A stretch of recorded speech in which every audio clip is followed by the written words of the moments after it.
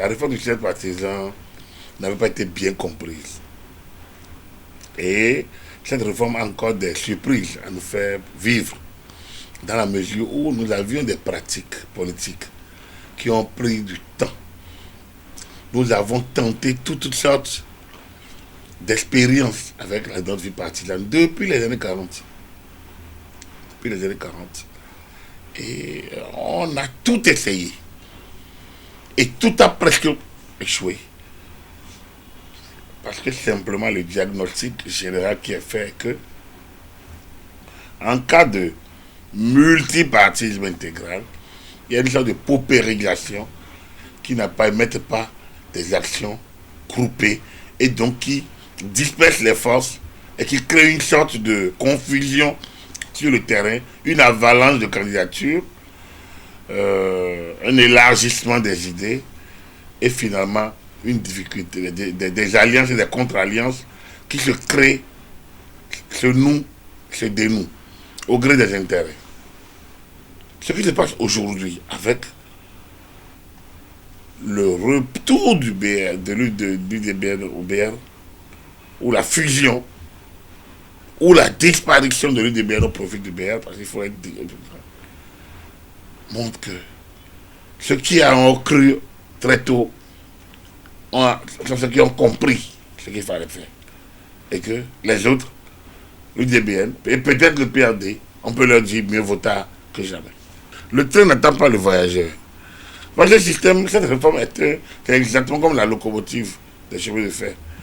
Vous avez rendez-vous avec un train, c'est vous qui devez attendre le train. Et lui, non. Donc, si vous attendez que le train vous attende,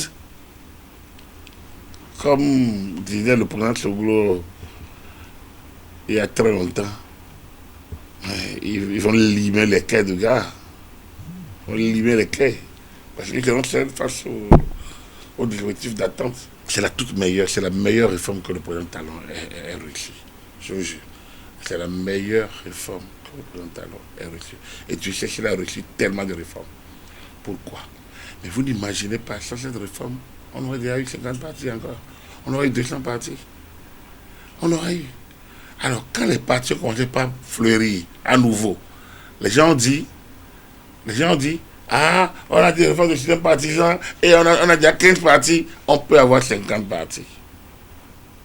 Mais ils ne peuvent pas être plus de 10 au Parlement. Ils ne peuvent même pas être plus de 6.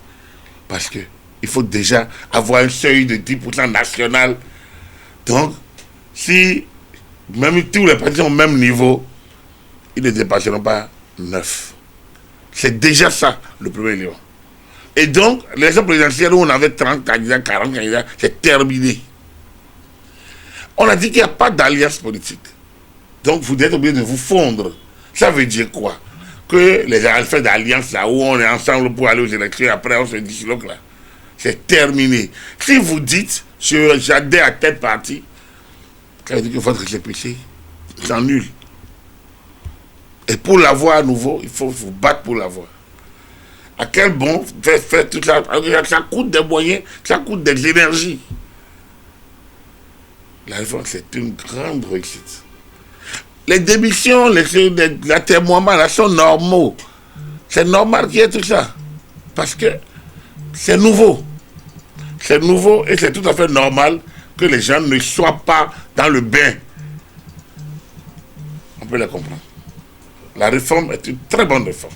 Aujourd'hui, ce qui se passe, c'est qu'un jeune qui milite tôt, c'est que peu ou prou, il va nécessairement évoluer. Moi, je suis un jeune militant. J'ai fait le cercle d'études révolutionnaires. J'ai fait le mouvement révolutionnaire scolaire sur le parti de la Révolution populaire du Bénin. Et j'en suis fier. Parce que ça a aiguisé ma vie, ça a façonné ma conscience. Et ça joue sur la lecture que j'ai de la chose politique. À 20 ans, j'étais déjà un responsable accompli au niveau du collège. J'étais en terminale.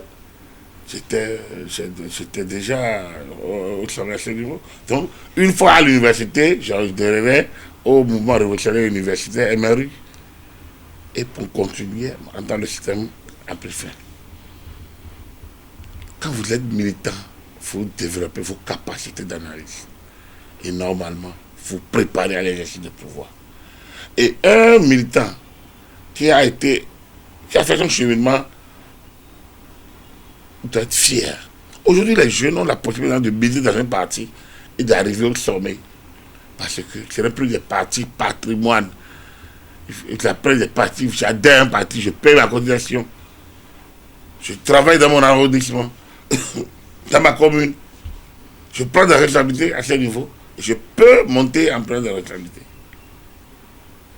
C'est ça la différence aujourd'hui. Donc, est-ce qu'on aura encore des démissions des partis? On en aura beaucoup encore. Est-ce qu'il y aura des scandales qu'on va nous annoncer? Il y en aura sans doute. Est-ce que tout ce qu'il y a de mauvais, de travers, on peut les avoir encore dans les partis? Mais la réforme là, elle est bien pensée, elle est bien mise en route. Et c'est pas parce que c'est pas déclaré qu'elle est là.